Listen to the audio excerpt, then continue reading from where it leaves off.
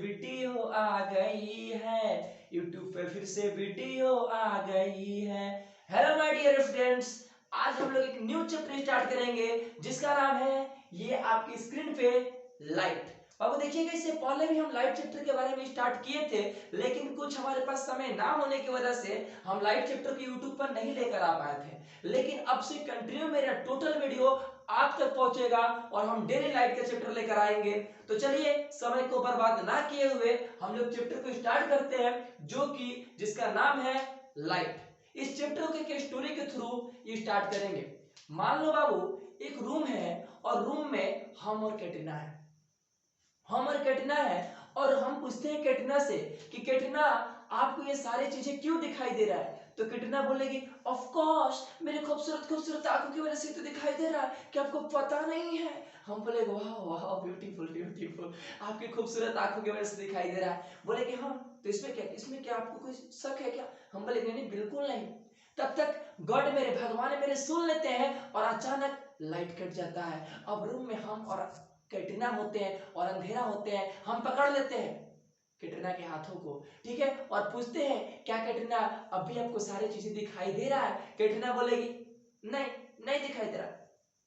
ठीक है, हम बोलेंगे, कैटरीना आप बताइए आपको क्यों नहीं दिखाई दे रहा है? तो कैटरीना बोलेगी, हम क्या जानते हैं, तुम बताओ, तुम साइंस के टीचर हो। हम बोलेंगे, अच्छा अच्छा चलिए जी, आपको बता ही देते हैं।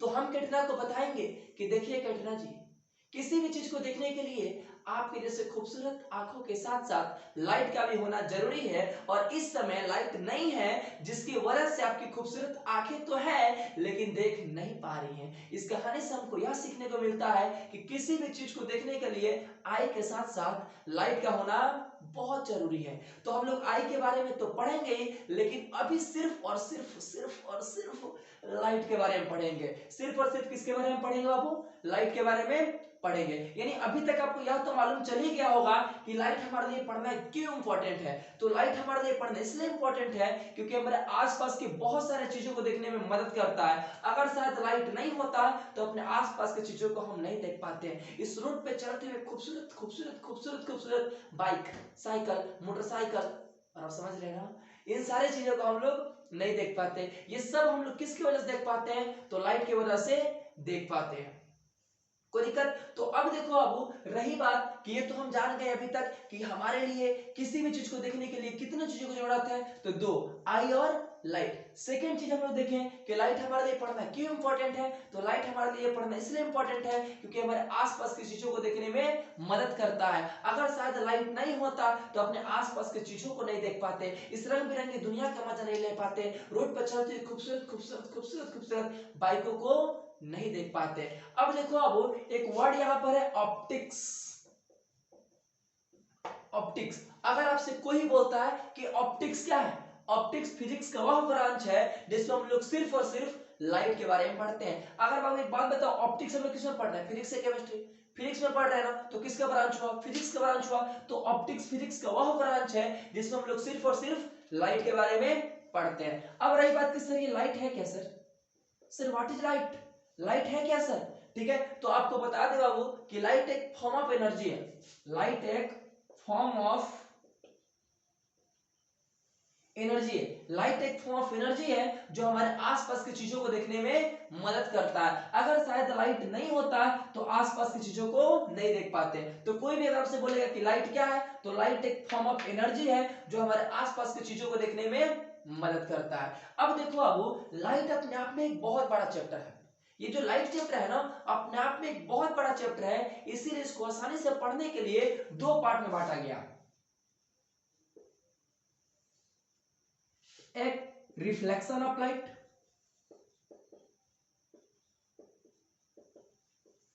और एक रिफ्रैक्शन ऑफ लाइट।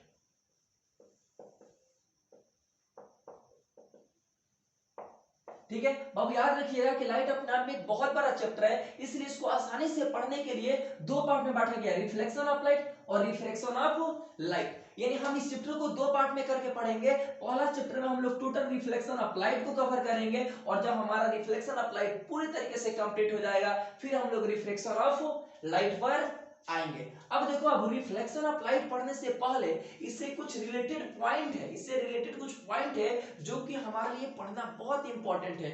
अगर शायद उस पॉइंट को नहीं पढ़ेंगे तो आगे चल के इस चैप्टर में दिक्कत हो सकता है। तो हम नहीं चाहते कि आगे चलकर आपको इस चैप्टर में दिक्कत हो। तो अगर आप चाहते हैं कि आगे चल के हमको दिक्कत ना हो तो इसमें ये रिफ्लेक्शन ऑफ लाइट से रिलेटेड कुछ पॉइंट है जो कि हमारे लिए पढ़ना इंपॉर्टेंट है।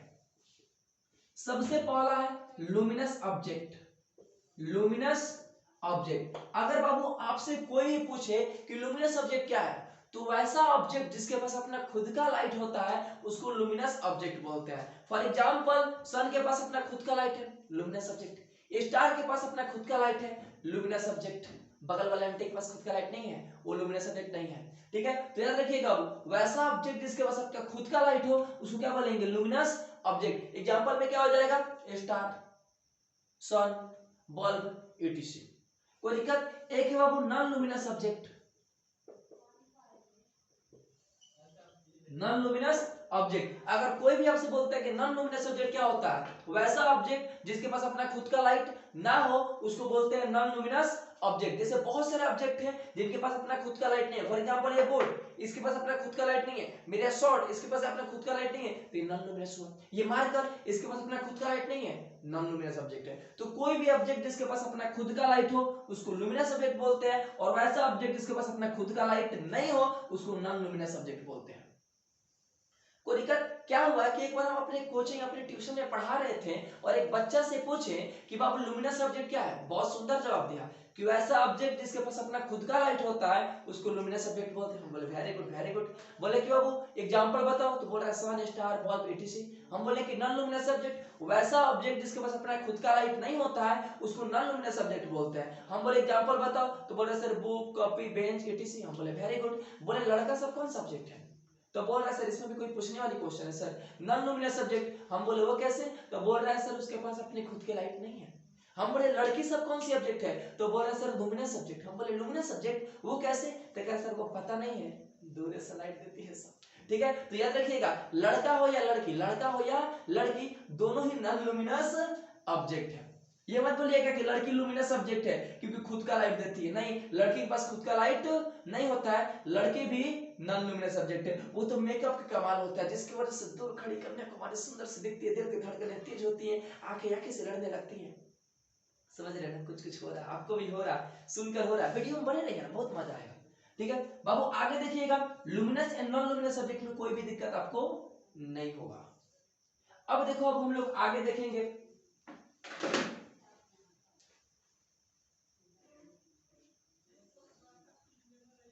देखिएगा अब रिफ्लेक्शन ऑफ लाइट स्टार्ट करने से पहले आपको हम पढ़ाएंगे reflection of ball. Reflection of ball, बाबू तो सुनिएगा, रिफ्लेक्शन ऑफ बॉल मतलब कुछ भी पढ़ा दीजिएगा, ये तो पूरे चैप्टर में आप ढूंढ लिए, कहीं चैप्टर में है ही नहीं reflection of ball.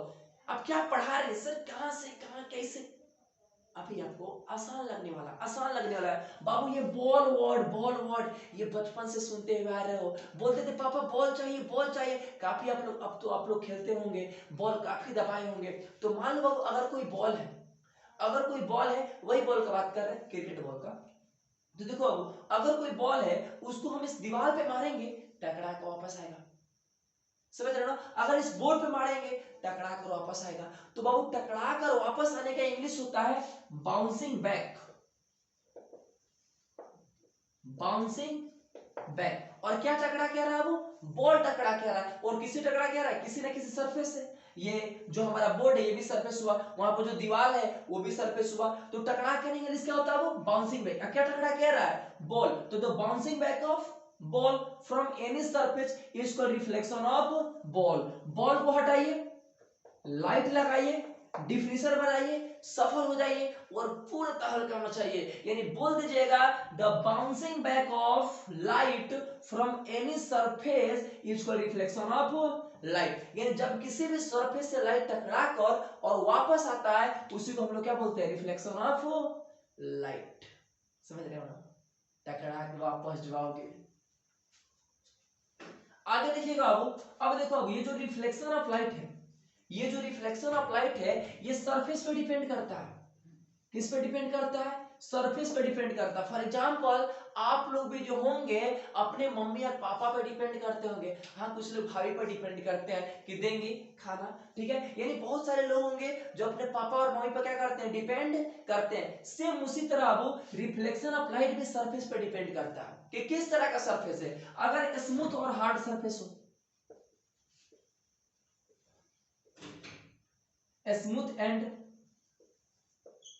Hard surface, Babu smooth जैसे आपके घर पे जो प्लेन मिरर होगा जिसमें आप खुद को निहारते हो, खुद को संवारते हो कि यार हम बड़ी खूबसूरत दिख रहे हैं, इतना खूबसूरत दिख रहे हैं कि लुलिया भी भावना देगी, सुनिएगा वो, ठीक है। तो स्मूथ, एकदम स्मूथ होता है, आपके प्लेन मिरर जो होता है वो एकदम स्मूथ होता है, हार्ड भी होता है, ठीक है। तो अगर स्मूथ और हार्ड सरफेस हो तो उससे रिफ्लेक्शन ऑफ लाइट ज्यादा होगा, उससे रिफ्लेक्शन ऑफ लाइट ज्यादा होगा। कैसे होगा सर, तो लाइट आएगा ज्यादा से टकरा के जाएगा, समझ रहे ना, ठीक है। तो याद रखिएगा अगर स्मूथ और हार्ड सरफेस हो तो उससे रिफ्लेक्शन ऑफ लाइट ज्यादा होगा। और वही अगर बाबू रफ सरफेस हो, रफ जैसे मेरा शॉर्ट है, रफ है, या जो दीवार है रफ है, एंड सॉफ्ट सरफेस, तो वो जब भी अगर रफ और क्या हो, सॉफ्ट सरफेस हो, रफ और सॉफ्ट सरफेस, तो उससे रिफ्लेक्शन ऑफ लाइट कम होगा। क्यों कम होगा सर, क्योंकि कुछ ना कुछ लाइट को अपने अंदर क्या करेगा, एब्जॉर्ब करेगा, कुछ ना कुछ लाइट को अपने अंदर एब्जॉर्ब करेगा। तो याद रखिएगा वो स्मूथ और हार्ड सरफेस होगा तो उससे रिफ्लेक्शन ऑफ लाइट ज्यादा होगा, जबकि रफ और सॉफ्ट सरफेस होगा तो उससे रिफ्लेक्शन ऑफ लाइट कम होगा। बाबू इसको ना भूलने के लिए आपको एक डेली लाइफ एग्जांपल लेते हैं। मान लीजिए आपका मोहल्ला है और मोहल्ला में एक प्यार भरी लड़की है जिसका नाम है लुलिया,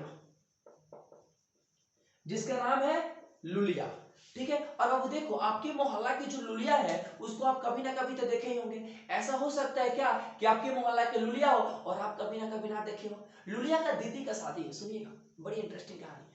लुलिया का दीदी का शादी है। अब लुलिया का दीदी का शादी है तो देखिएगा एक जयमाला होता है। जयमाला में क्या होता है कि जो दुल्हन होती है उसके साथ 3-4 लड़कियां पकड़ लेती है और दुल्हन को स्टेज पर लेकर जाती है। ऐसा लगता है कि दुल्हन भाग जाएगी अपने पिछले बॉयफ्रेंड के पास, सुनिएगा वो। तो लुलिया का दीदी का शादी है तो लुलिया का दीदी का भी जयमाला होगा, और जब लुलिया का दीदी का जयमाला होगा तो उनको भी 3-4 लड़के पकड़ के लेके जाएंगे जिसमें से वो लुलियो होगी। ऐसा होगा क्या कि लुलिया का दीदी का शादी और लुलिया ना जाए, ऐसा हो ही नहीं सकता, मंडप के में आग लगा देगी। तो क्या होगा कि जो लुलिया होगी वो भी जिस दिन जयमाला होगा अपने दीदी को पकड़ कर लेकर स्टेज पर आएगी। जब आप देखिएगा तो बोलिएगा अरे भाई गजब लग रही है लुलिया भाई, गजब, बाप रे बाप, बोले थे ना तुमसे, बोले थे ना लुलिया, वाह, ठीक है। तो बताइए भाई कि आप बताइए जो लुलिया है वो गजब क्यों लग रही है, क्योंकि लुलिया ना मेकअप लगाई है, मेकअप लगाई है जिसकी वजह से लुलिया का सरफेस एकदम स्मूथ हो गया है और एकदम हार्ड हो गया है। सो लुलिया का सरफेस प्रोड्यूस धक रिफ्लेक्शन ऑफ लाइट। तो याद रखिएगा कि लुलिया have smooth and hard surface so produce धक रिफ्लेक्शन ऑफ लाइट। इन लुलिया के स्मूथ और क्या है जी, हार्ड सरफेस है, इसलिए रिफ्लेक्शन ऑफ लाइट ज्यादा हो रहा है। लेकिन आपके बगल में जो लड़का है जिससे आप ये बोल रहे हैं वो तो मुंह पर पानी मार के चल गया है, पूरा रफ है और सॉफ्ट है और मुंह बांध के देखिएगा इसे लुलिया को, तो कुछ तो लाइट इसी में ऑब्जर्व कर जाएगा, सुन रहा है ना, ठीक है। तो ये कुछ लाइट क्या होगा वो खुद में ऑब्जर्व कर जाएगा। तो याद रखिएगा कि स्मूथ और हार्ड सरफेस होगा तो उससे रिफ्लेक्शन ऑफ लाइट ज्यादा होगा, जबकि रफ और सॉफ्ट होगा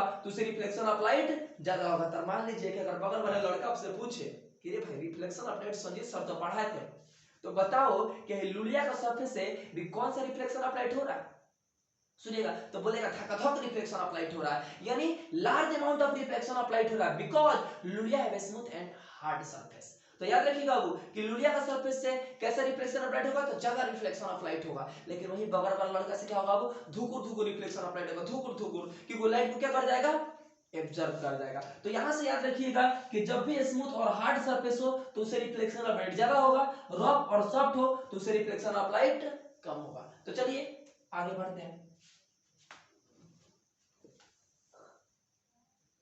अब देखिएगा आप सिल्वर, सिल्वर का तो नाम सुने ही होंगे, ना मांगू मैं सोना चांदी मैं मांगू मेहरारू रे, सुना आप सिल्वर, सिल्वर का तो नाम आप कभी ना कभी तो सुने ही होंगे, ठीक है। अब आपको बता दें कि silver is the best reflector of light, यानी सबसे अधिक लाइट को कौन रिफ्लेक्ट करता है, तो क्या बताइएगा, सिल्वर। अब कितने लोग के माइंड में चल रहा होगा कि नहीं सर आप गलत बता रहे हैं सर, मतलब कुछ हो सर, डायमंड होता है सर, डायमंड डायमंड बाबू बता दें कि डायमंड जो होता है ना ये रिफ्लेक्शन ऑफ लाइट पर नहीं, रिफ्रैक्शन ऑफ लाइट पर काम करता है। आगे आने वाले चैप्टर में हम आपको बहुत डिटेल में डायमंड के बारे में बताएंगे कि आखिर में डायमंड चमकता क्यों है।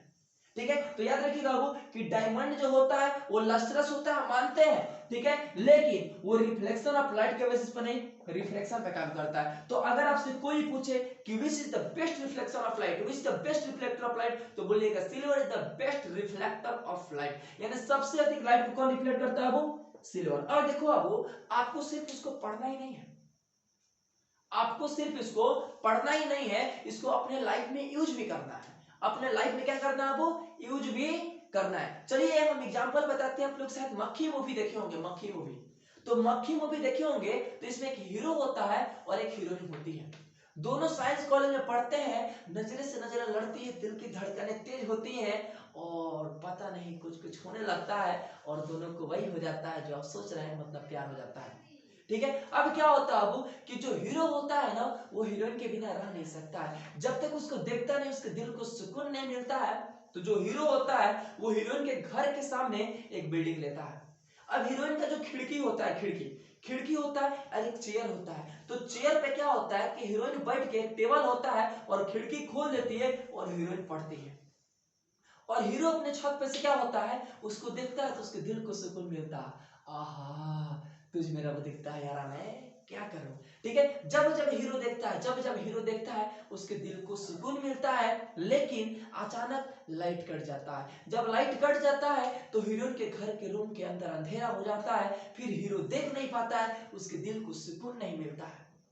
सुनिएगा, लेकिन हीरो जानता था कि उसको संजीत सर पढ़ाए थे कि silver the best reflector of light, यानी सबसे अधिक सिल्वर लाइट को रिफ्लेक्ट करता है। वो दौड़े दौड़े जाता है और सिल्वर फॉइल लेके आता है। सिल्वर फॉइल आप लोग समझ रहे हैं ना, अब वही एल्युमिनियम फॉइल जिसमें हम लोग बर्गर चपेट कर लेके आते हैं, ठीक है, बर्गर लाते हैं, कोई मिठाई उठाई लेके आते हैं, चाट पैक करा के लाते हैं, वो एल्युमिनियम फॉइल होता है, वैसे एक सिल्वर फॉइल होता है। ठीक है, तो सिल्वर फॉइल लेके आता है और उसकी छत पर जो डिश टीवी लगा रहा होता है उस पे लगा देता है, डिश टीवी पर लगाता है और डिश टीवी को हीरोइन की खिड़की की तरफ क्या करता है, घुमा देता है और एक टॉर्च ले लेता है, टॉर्च से लाइट रे जलाता है, तो टॉर्च से लाइट रे जाता है, जो सिल्वर का फॉइल लगा था डिश टीवी उससे टकराता है और टकराता है तो टोटल सिल्वर लाइट को रिफ्लेक्ट करता है हीरोइन के खिड़की के पास, जिसकी वजह से हीरोइन पढ़ पाती है और हीरो को दिल को सुकून मिलता है। यानी साफ साफ शब्दों में कहें तो हीरो इंप्रेस कर रहा था। अब बताइए हीरोइन पास होगी, हीरो पास होगा, हीरोइन पास होगी, हीरो तो देख रहा था, लेकिन देखिए वो साइंस के स्टूडेंट है, इसीलिए बोलते हैं सिर्फ उसको पढ़िए नहीं, अपने लाइफ में उसको यूज भी कीजिए। आज फिर तुम पे प्यार आया है, चलो अब जिसका मुझे था इंतजार, आज वो है घड़ी आ गई है। YouTube तो फिर से वीडियो आ गई। अब देखिएगा, अब हम लोग पढ़ेंगे reflection of light from plane mirror. क्या मजा है, मजा टॉपिक, मजा है पूरा, मजा टॉपिक। सुनिए अब हम लोग पढ़ेंगे reflection of light from plane mirror. बाबू रिफ्लेक्शन ऑफ लाइट, लाइट जाएगा टकरा के आएगा, रिफ्लेक्शन ऑफ किससे सर, तो प्लेन मिरर से। किससे आओ, प्लेन मिरर से। बाबू प्लेन मिरर के बारे में आगे आपको हम पढ़ाएंगे, बस अभी इतना याद रखिए कि जिस मिरर में आप अपनी खूबसूरती को निहारते हो अपने घरवा पर, वो प्लेन मिरर है और कुछ नहीं है। ठीक है, तो अब देखिएगा सबसे पहला चीज रिफ्लेक्शन ऑफ लाइट, मतलब लाइट जाएगा टकरा के आएगा और किससे आएगा, तो प्लेन मिरर से आएगा। तो अब देखिएगा सबसे पहले यहाँ प्लेन मिरर बना देते हैं। जब भी ऐसा दिखे ना, इसका मतलब बाबू याद रखिएगा ये प्लेन मिरर है। ये कौन सा मिरर है बाबू, प्लेन मिरर। मतलब जब भी आपको एक से लाइन दिखे और उसके पीछे ऐसा ऐसा दिखे ना, इसका मतलब हुआ ये प्लेन मिरर है। ये कौन सा मिरर है बाबू, प्लेन मिरर। अब देखो बाबू प्लेन मिरर का जो ये है ना, ये बैक साइड है, ये इसका बैक साइड है। ठीक है, ये बैक साइड है। अब इधर हम सिल्वर का लेयर चढ़ाते हैं। अभी आपको हम पढ़ाए थे कि silver is the best reflector of light, यानी सबसे अधिक लाइट को कौन रिफ्लेक्ट करता है, तो सिल्वर रिफ्लेक्ट करता है। तो इसके जो पीछे हम लोग लेयर चढ़ाते हैं ना, वो सिल्वर का लेयर होता है। ठीक है। और सिल्वर का लेयर चढ़ाने के बाद हम लोग पेंट मार देते हैं ताकि जो सिल्वर का लेयर वो स्क्रैच ना हो। अगर स्क्रैच हो जाएगा तो लाइट उधर से उधर चला जाएगा, जिसकी मदद से इमेज नहीं बना पाएगा। तो याद रखिएगा बाबू कि ये प्लेन मिरर है और ये उसका बैक साइड है, और बैक साइड हम लोग सिल्वर का लेयर चढ़ाते हैं। अगर आपसे कोई पूछे सिल्वर का लेयर क्यों चढ़ाते हैं, तो silver is the best reflector of light. और सिल्वर का लेयर चढ़ाकर फिर उसके ऊपर से हम लोग पेंट मार देते हैं ताकि सिल्वर का लेयर स्क्रैच ना हो। और बाबू ये वाला उसके फ्रंट मिरर है, ये उसका फ्रंट साइड है, मतलब फ्रंट साइड, ठीक है। ये हमारा प्लेन मिरर है, ये उसका बैक साइड है, और ये क्या है वो फ्रंट साइड है। अब एक चीज आपको बता दें, एक बात बता दें कि बहुत सारा प्लेन मिरर ऐसा होता है ना जिसके पीछे हम लोग एल्युमिनियम का लेयर चढ़ाते हैं। आपको पता है क्यों? Because aluminium is also good reflector of light, क्योंकि अल्युमिनियम भी अच्छा खासा लाइट को क्या कर देता है जी, रिफ्लेक्ट कर देता है। जितना भी सस्ता वाला प्लेन मिरर आता है ना वो 100 रुपए में, देखिए गांव में लेके घूमता है सब, 100 रुपए में एक बाल्टी मिलता है, एक मग मिलता है, ठीक है, एक कंघी रखने वाला मिलता है, कंघी मिलता है, ठीक है, वो इतना बड़ा मिरर भी मिलता है 100 रुपया में। तो उसके पीछे किसका लेयर होगा? अल्युमिनियम का लेयर होगा, अल्युमिनियम का लेयर, अल्युमिनियम। अब बताइए वो इतना बड़ा मिरर हो, अगर उसके पीछे सिल्वर का लेयर मार के हम लेके आए मार्केट में, ये गांव में लेकर चले जाए और बोले कि आंटी मात्र 250, आंटी मात्र 250, आंटी मात्र 250, आंटी बोलेगी 250? कौन 100 रुपया में इतना बड़ा मिरर भी दे रहा था, कंघी भी दे रहा था, ठीक है, एक साबुन रखने वाला भी दे रहा था, फिर भी हम नहीं खरीदे क्योंकि 95 रुपया में नहीं दिया। अब 250 बोले भागे, एक नहीं चलती, समझ रहे ना। तो अब याद रखिएगा जितना भी सस्ता वाला मिरर होता है ना उसके पीछे अल्युमिनियम का भी लेयर चढ़ाते हैं, याद रखिएगा। कोई पूछे क्यों, तो सिंपल है sir, aluminium is also good reflector of light. कोई दिक्कत? तो ये हमारा प्लेन मिरर है। जब भी ऐसा दिखे प्लेन मिरर, जैसे मान लीजिए कि आप जब भी देखते हैं उसको, किसका याद आता है? उसी का याद आता है भाई, ठीक है। यानी जब भी उसको देखते हैं तो उसी का याद आता है। अब सेम उसी तरह ये उसका बैक साइड है और इसका क्या है वो फ्रंट साइड है। जैसे आप एप्पल सुनते दिमाग में क्या आता है? सेब। एलिफेंट दिमाग में क्या आता है? हाथी आता है। तो जब भी बाबू ऐसा देखिए ना, इस दिमाग में आना चाहिए plane mirror, plane mirror, plane mirror. ये उसका बैक साइड है और ये इसका फ्रंट साइड है। बैक साइड हम लोग सिल्वर का लेयर चढ़ाते हैं और फिर उसके ऊपर से पेंट का लेयर चढ़ा देते हैं। तो अब देखो अब ये फ्रंट साइड है, ये हो गया, ये बैक साइड है, ठीक है। अब मान लो अब यहाँ पे कोई लड़का खड़ा है, यहाँ पे कोई लड़का खड़ा है, ठीक है, और वो हाथ में एक टॉर्च लिया है। हाथ में क्या लिया है वो? टॉर्च लिया। क्या? ओह सॉरी, मुंह में लिया, सॉरी, हाथ में लेना चाहिए था, मुंह में लिया, सॉरी। वो देखिएगा ये हाथ में लिया है, सुनिएगा, ये हाथ में एक टॉर्च लिया। अब देखो अब इस टॉर्च से बहुत सारा लाइट रे निकलेगा, बहुत सारा लाइट रे निकलेगा, लेकिन हम सिर्फ एक ही लाइट रे को दिखाएंगे, एक ही लाइट रे को क्या करेंगे आप? दिखाएंगे। फॉर एग्जांपल आप कभी पार्टी मनाते होंगे तो पार्टी में आप लोग चावल खुद से बनाते होंगे, तो पार्टी में चावल बनाते हैं, मतलब सॉरी, पार्टी में अगर आप लोग चावल बनाते हैं तो आप लोग क्या करते हो? एक दो चावल पे ऐसे लेकर हाथों पे ऐसे रख के बता देते हैं कि हाँ ये चावल हो गया भाई, अब इसको रख दो, ठीक है। ऐसे थोड़े बोलते हैं कि हाँ ये चावल हो गया है रखो, हाँ ये चावल हो गया है रखो, हाँ ये चावल हो गया है रखो। पता चलेगा ना 1 जनवरी को पार्टी करना है तो 5 सितंबर से प्रिपरेशन लग जाएगा, टीचर डे बर्बाद कर देगा भाई। देखो ना, कोई दिक्कत? तो यहाँ पर बहुत सारा लाइट रे होगा, लेकिन हम सिर्फ और सिर्फ एक लाइट रे को दिखाएंगे। तो अब देखो अब यहाँ से जो लाइट रे आएगा, यहाँ से जो लाइट रे आएगा इसको हम लोग बोलेंगे इंसिडेंट रे, इंसिडेंट रे।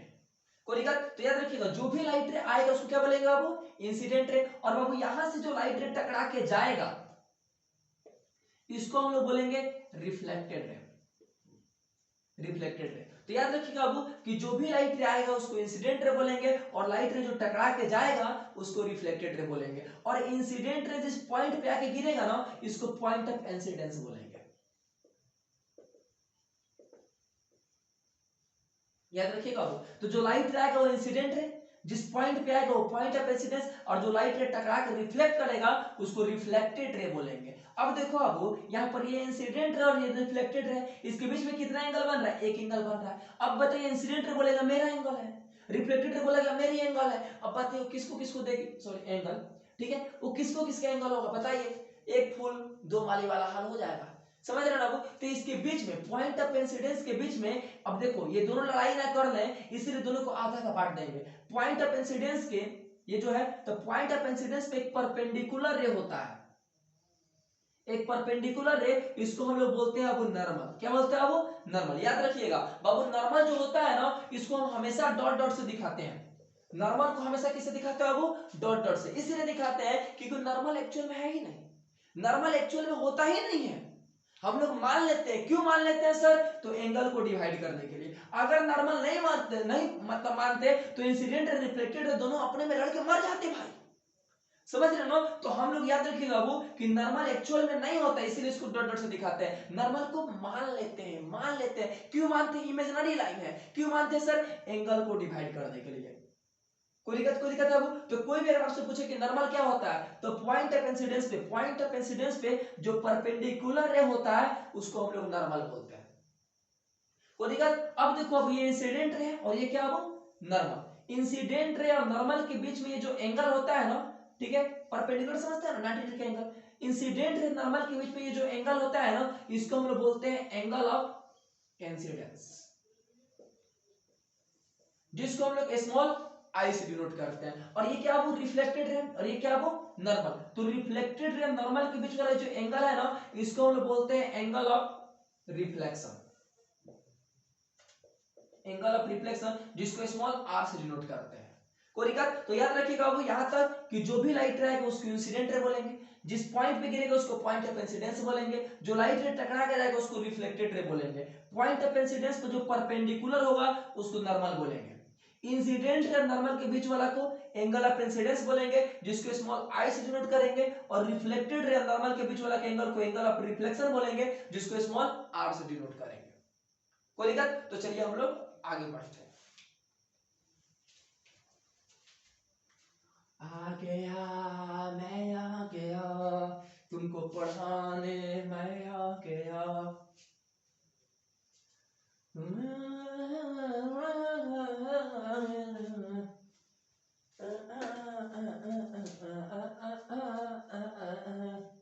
चलो आप आगे देखिएगा, सुनिएगा। अब हम लोग पढ़ेंगे लॉ ऑफ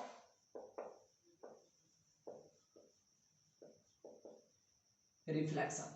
अब हम लोग पढ़ेंगे अब law of reflection, law of reflection, इसका पूरा नाम law of reflection of light, लेकिन जस्ट हम लोग क्या बोल देते हैं? लॉ ऑफ रिफ्लेक्शन बोल देते हैं। तो पूरा बोलिएगा, अच्छा रहेगा। Law of reflection of light बोलिएगा, ब्रांडेड लगोगे, ब्रांडेड, ठीक है। तो law of reflection of light. अब आपको बताते हैं अब कि law of reflection of light का मतलब क्या हुआ कि जब लाइट रे जाता है और टकरा के आता है तो ये कुछ लॉ को फॉलो करता है। वो लॉ मतलब होता है रूल, ठीक है। और देखो एकदम बेसिक से पढ़ा रहे, एकदम बेसिक से। अगर आपको लॉ मतलब मालूम है, उसका मतलब ही बता रहे हैं। लॉ मतलब होता है रूल, नियम, कानून। अब देखिएगा, देखो जब हम लोग रोड पर चलते हैं ना, उसके लिए भी कुछ रूल बनाया गया है कि अगर हम लेफ्ट साइड से चलते हैं, अगर हम लेफ्ट साइड से चलते हैं और एक्सीडेंट होता है तो गलती सामने वाला का है, लेकिन अगर राइट साइड से चलते एक्सीडेंट होता है तो गलती हमारा है। इसलिए गलती हमारा है क्योंकि रूल बनाया गया है कि हमको हमेशा रोड के लेफ्ट साइड से ही चलना चाहिए। बाबू सेम उसी तरह लाइट को भी नहीं छोड़ा सब देख लीजिए,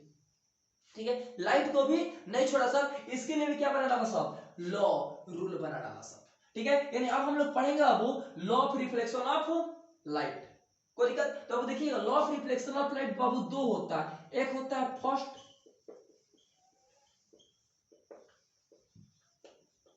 लॉ ऑफ रिफ्लेक्शन, एक होता है फर्स्ट लॉ ऑफ रिफ्लेक्शन। और फर्स्ट लॉ ऑफ रिफ्लेक्शन के अनुसार, फर्स्ट लॉ ऑफ रिफ्लेक्शन के अनुसार ये हमारे कौन से मिरर है बाबू? Plane mirror sir, plane mirror है सर, प्लेन मिरर है। ये बैक साइड, ये फ्रंट साइड सिल्वर का लेयर चढ़ा होंगे, ऊपर से पेंट मारे होंगे सर। प्लेन मिरर के बारे में बताए थे कुछ देर में। अब देखो अभी जो बताए थे कि ये जो लाइट आता है इसको हम लोग क्या बोलते हैं? इंसिडेंट है।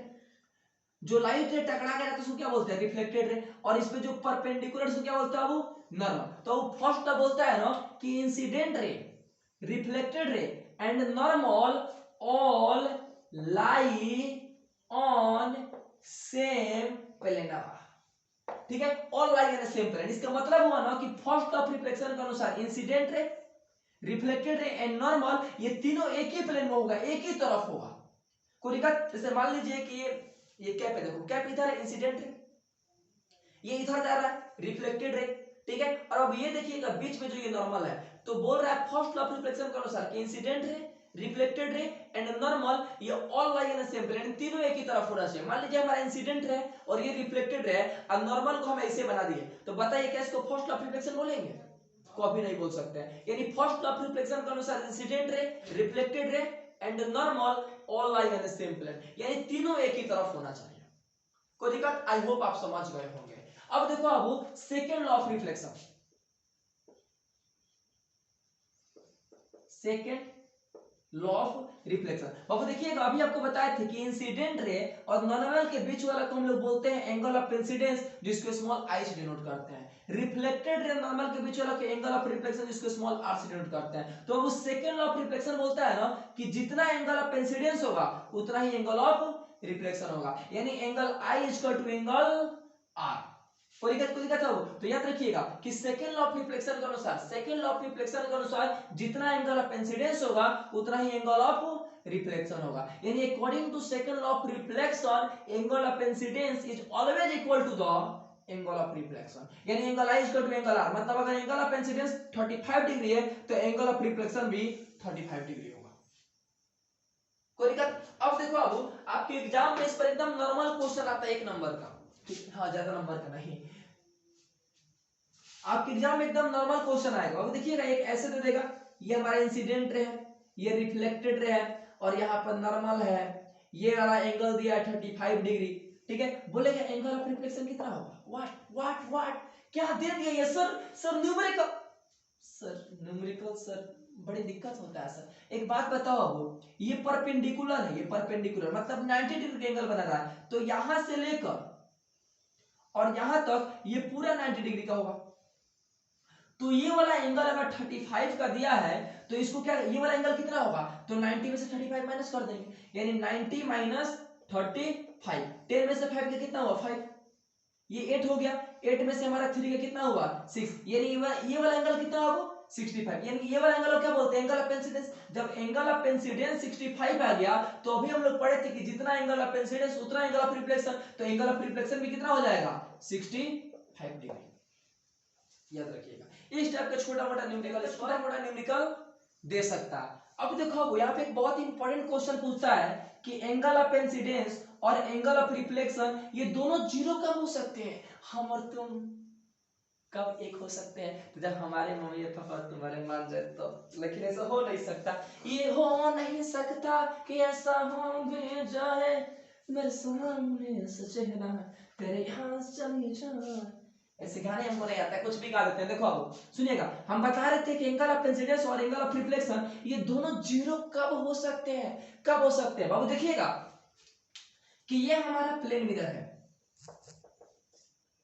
ये हमारा प्लेन मिरर है। जब भी कोई लाइट रे एकदम परपेंडिकुलर जाएगा, जब भी कोई लाइट रे परपेंडिकुलर जाएगा तो फिर रिफ्लेक्ट होके और उसी पाथ पे रिटर्न चला आएगा। मतलब हमारा इंसिडेंट रे का भी रास्ता यही है और रिफ्लेक्टेड रे का भी रास्ता यही है। अब अगर इस पर हम नॉर्मल बनाए हैं, नॉर्मल, तो इंसिडेंट और नॉर्मल के बीच में एंगल कितना बनेगा? जीरो।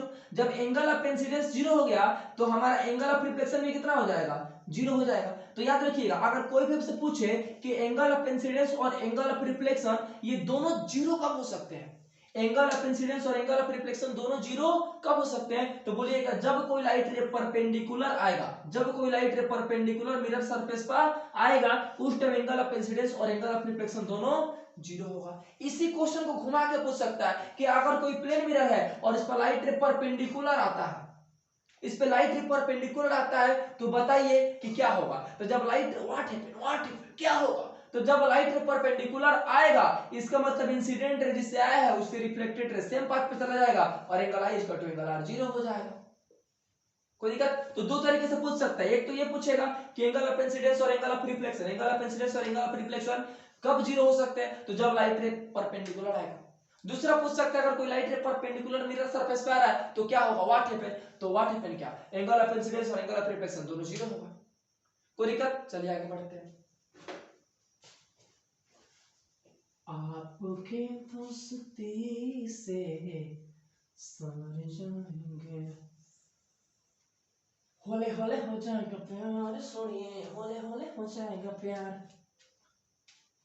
ऐसा लगा क्यों लगा हम लोग पढ़ेंगे अब, इसको मिटा देते हैं, इसको मिटा देते हैं। दिस माय डस्टर, झोला झोला झोला। अब सुनिए, अब हम लोग पढ़ेंगे types of reflection of light. ठीक है, यानी types of reflection of light, यानी रिफ्लेक्शन ऑफ लाइट कितने तरह का होता है। वो जो अभी हम लोग पढ़े थे ना, वो लॉ ऑफ रिफ्लेक्शन था, वो टाइप मत समझ जाइएगा, लॉ ऑफ रिफ्लेक्शन था। लॉ ऑफ रिफ्लेक्शन क्या था, वो दो था, एक फर्स्ट ऑफ रिफ्लेक्शन और second of reflection. First of reflection के अनुसार incident ray, reflected ray and normal all lie in same plane, और सेकंड ऑफ रिफ्लेक्शन के अनुसार angle of incidence is equal to the angle of reflection. यानी in short angle I equal to angle R बोल सकते हैं ना, बोल सकते। ठीक है, अब हम पढ़ेंगे types of reflection of light. In reflection of light कितने तरह के होते हैं, तो ये दो तरह का होता है। एक होता है वो regular reflection of light, regular reflection of light, और एक होता है डिफ्यूज, जिसको हम लोग बोलते हैं प्यार से इरेगुलर रिफ्लेक्शन ऑफ लाइट। ठीक है, तो याद रखिएगा रिफ्लेक्शन ऑफ लाइट दो तरह का होता है, एक होता है रेगुलर रिफ्लेक्शन ऑफ लाइट और एक होता है इरेगुलर रिफ्लेक्शन ऑफ लाइट। अब सबसे पहला चीज बता दें कि रेगुलर रिफ्लेक्शन ऑफ लाइट के लिए स्मूथ सरफेस चाहिए, एकदम just like a plane mirror, एकदम प्लेन मिरर के जैसा। सुनिएगा, रेगुलर रिफ्लेक्शन ऑफ लाइट के लिए कैसा सरफेस चाहिए, एकदम स्मूथ सरफेस चाहिए, एकदम किसके जैसा, प्लेन मिरर के जैसा। कोई दिक्कत है वो। और ये याद रखिएगा वो कि इसमें जो लाइट रे आएगा उसको हम लोग क्या बोलेंगे, इंसिडेंट रे। ये भी लाइट रे क्या बोलेंगे, इंसिडेंट रे, और यहां पर भी इंसिडेंट रे। गौर से देखिए, गौर से देखिए इस व्यक्ति को, ठीक है, गौर से देखिए इस लाइट रे को। ये लाइट रे कैसा है, वो पैरेलल है। मैथ में पढ़े हो ना, ऐसा दिखता है तो पैरेलल बोलते हैं, यानी यहाँ पर सारे इंसिडेंट रे क्या है, पैरेलल है। अब ये लाइट रे टकरा क्या आएगा, रिफ्लेक्टेड रे, ये भी रिफ्लेक्टेड रे, ये भी रिफ्लेक्टेड रे। ठीक है, यानी सबसे पहला चीज की रेगुलर रिफ्लेक्शन ऑफ लाइट के लिए एकदम प्लेन सरफेस चाहिए, पहला चीज। ठीक है, दूसरा चीज, रेगुलर रिफ्लेक्शन ऑफ लाइट है क्या, तो वैसा रिफ्लेक्शन ऑफ लाइट जिसमें इंसिडेंट रे पैरेलल आता है और रिफ्लेक्टेड रे भी पैरेलल ही जाता है, उसको बोलते हैं रेगुलर रिफ्लेक्शन ऑफ लाइट। यानी ये बिल्कुल शादी वाला दूल्हा है। दूल्हा देखिएगा झाड़ झुर के जाता भी है और झाड़ झुर के आता भी है, समझ रहे ना, यानी एकदम ये दूल्हा है, झाड़ झुर के जाएगा और झाड़ झुर कर आएगा। ठीक है, अब दूसरा चीज याद रखिएगा, अगर मान लीजिए हम विराट कोहली के बहुत बड़े फैन हैं या रोहित शर्मा के हम बहुत बड़े फैन हैं, तो हम रोहित शर्मा को फॉलो करेंगे। विराट कोहली के फैन होंगे तो विराट कोहली को फॉलो करेंगे, और एम एस धोनी का फैन होंगे तो एम एस धोनी को फॉलो करेंगे, समझ रहे ना, यानी अगर हम धोनी के फैन हैं तो धोनी को फॉलो करेंगे, सिंपल सी बात है। तो उसी तरह यह जो रेगुलर रिफ्लेक्शन ऑफ लाइट है ना, ये लॉ ऑफ रिफ्लेक्शन का बहुत बड़ा फैन है भैया। लॉ ऑफ रिफ्लेक्शन सर ये कुछ सुना सा लग रहा है, अरे लड़के कभी तक पढ़ाते हैं। ठीक है, ये लॉ ऑफ रिफ्लेक्शन का बहुत बड़ा फैन है, मतलब ये लॉ ऑफ रिफ्लेक्शन को हर एक पॉइंट पर फॉलो करता है। कोई दिक्कत, यानी रेगुलर रिफ्लेक्शन ऑफ लाइट के बारे में तीन बातें। सबसे पहली बात है कि रेगुलर रिफ्लेक्शन ऑफ लाइट के लिए प्लेन सरफेस चाहिए, प्लेन सरफेस चाहिए। बाबू दूसरी चीज है कि रेगुलर रिफ्लेक्शन ऑफ लाइट क्या होता है, तो वैसा रिफ्लेक्शन ऑफ लाइट जिसमें इंसिडेंट रे पैरेलल आते हैं और रिफ्लेक्टेड रे पैरेलल जाते हैं, उसको बोलते हैं रेगुलर रिफ्लेक्शन ऑफ लाइट। और थर्ड याद रखिएगा कि रेगुलर रिफ्लेक्शन ऑफ लाइट जो होता है ये लॉ ऑफ रिफ्लेक्शन को फॉलो करता है। और आप हमें फॉलो करना ना भूले, इंस्टा आईडी है साइंस लवर संजीत। अब देखिएगा सेकंड चीज अब कि जो हमारा डिफ्यूज रिफ्लेक्शन ऑफ लाइट है, इसके लिए रफ सरफेस चाहिए, रफ सरफेस। ठीक है, इसमें क्या होता है वो कि इंसिडेंट तो पैरेलल जाते हैं, लेकिन रिफ्लेक्टेड रे कोई इधर आता है, कोई इधर आता है तो कोई इधर जाता है। ठीक है, मतलब इंसिडेंट रे पैरेलल होते हैं लेकिन रिफ्लेक्टेड रे ऑन पैरेलल होते हैं। मतलब अगर गांव देहात के भाषा में बोले तो छिद्र बिद्र। ठीक है, याद रखिएगा बाबू कि अगर आपसे कोई बोले कि डिफ्यूज यानी इरेगुलर रिफ्लेक्शन ऑफ लाइट के लिए कैसे सरफेस चाहिए, तो rough surface. Irregular reflection of light होता क्या है, तो वैसा रिफ्लेक्शन ऑफ लाइट जिसमें इंसिडेंट रे तो पैरेलल आते हैं बट रिफ्लेक्टेड रे अनपैरेलल होते हैं। और एक बात याद रखिएगा बाबू कि जो इरेगुलर रिफ्लेक्शन ऑफ लाइट होता है ना, ये law of reflection law of reflection को हर एक पॉइंट पर फॉलो नहीं करता। फॉर एग्जांपल यहां पर तो लॉ ऑफ रिफ्लेक्शन को फॉलो करेगा, क्योंकि यहां पर अगर हम नॉर्मल बनाए तो इसका जितना एंगल ऑफ इंसिडेंस उतना एंगल ऑफ रिफ्लेक्शन इसका होगा। यहां पर angle equal to i angle I equal to angle r होगा, लेकिन इसका एंगल ऑफ इंसिडेंस और इसका फिर ये इक्वल नहीं हो सकता, और ये सबका एंगल ऑफ इंसिडेंस एक ही जैसा था और रिफ्लेक्शन भी कोरिकस, इसीलिए लॉ ऑफ रिफ्लेक्शन को हर एक पॉइंट में फॉलो करता है और ये लॉ ऑफ रिफ्लेक्शन को हर एक पॉइंट में फॉलो नहीं करता, मतलब ये हेटर्स है। कोरिकस, तो कोई भी अगर आपसे पूछे कि रेगुलर रिफ्लेक्शन ऑफ लाइट के लिए कैसा सरफेस चाहिए तो प्लेन सरफेस चाहिए। रेगुलर रिफ्लेक्शन ऑफ लाइट है क्या सर, तो वैसा रिफ्लेक्शन ऑफ लाइट जिसमें इंसिडेंट तो पैरेलल होते हैं बट रिफ्लेक्टेड अनपैरेलल होते हैं, ठीक है, और ये लॉ ऑफ रिफ्लेक्शन को फॉलो करता है हर एक पॉइंट पे। इरेगुलर रिफ्लेक्शन ऑफ लाइट क्या होता है सर, तो जिसके लिए रफ सरफेस चाहिए, ये सर है क्या, तो वैसा रिफ्लेक्शन ऑफ लाइट जिसमें इंसिडेंट तो पैरेलल होते हैं बट रिफ्लेक्टेड अनपैरेलल होते हैं, ठीक है। और याद रखिएगा बाबू ये लॉ ऑफ रिफ्लेक्शन को हर एक पॉइंट पे फॉलो नहीं करती है। बाराती वाले लोग हैं, जाते तो है पूरा झाड़ झूर के है, ठीक है, पूरा झाड़ झूर के जाएंगे, लेकिन जैसे झाड़ झूर के नहीं आते हैं, ठीक है, कितना तो पंडाले में सो जाता तो बाबू पानी लेकर तो उठ रे भोर हो गया, उठ रे भोर हो गया, समझ रहे ना, ठीक है।